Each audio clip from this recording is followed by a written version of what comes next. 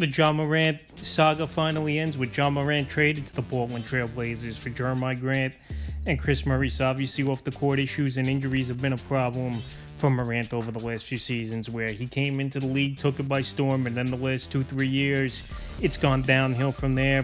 And especially last season, he barely played, 19 and a half a game, 3.3 rebounds, 8.1 assists, 1 steal, 1 3, and 41% from the field. To this Trailblazer team, they took a shot on Ja Morant here. Obviously, he didn't give up much and got off Jeremiah Grant, $70 million he's owed over the next few seasons in this deal, and didn't even have to give up a first-round pick. So this is a house money type of deal, I think, right now for this Portland Trailblazer team. And they have a lot of guards on this team. Obviously, Lillard's going to be back off the Achilles injury. They're going to have Ja Morant and him in the starting lineup.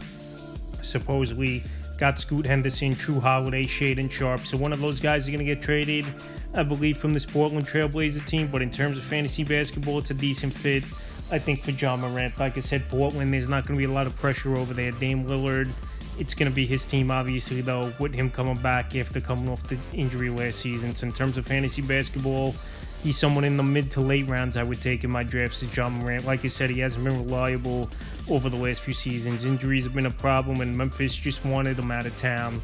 And that's why they don't even get a pick in this trade and just take on a bad contract in Grant. And obviously, as well, a role player, Murray at best. So like I said, Morant, we'll see if he could turn his career around after the last few seasons have been down for him.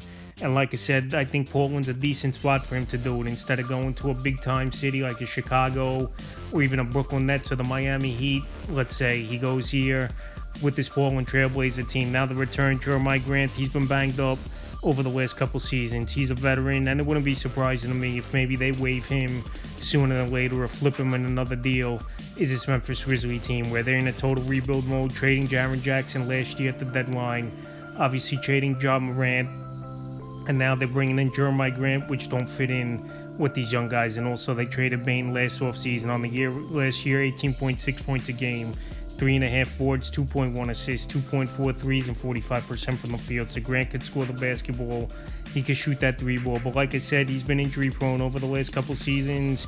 And also, I don't think this Memphis Grizzlies team's going to keep him, where they might flip him in a deal. So with Grant, he's a guy in your later rounds, 10 to the 12th round range. I would take him in fantasy leagues. But like I said, this might not be the final stop for Grant. Chris Murray, he's a young player who they took in the 2023 draft, and last season he barely saw the court, 5.8 points a game, 3.6 boards, 1.4 assists, 46% from the field. So he's another young guy that'll fit the nucleus of this team with this Grizzly team. But like I said, I don't expect him to really have fantasy value early on as Chris Murray and his brothers Keegan Murray from the Sacramento Kings. But like I said, he's a young guy.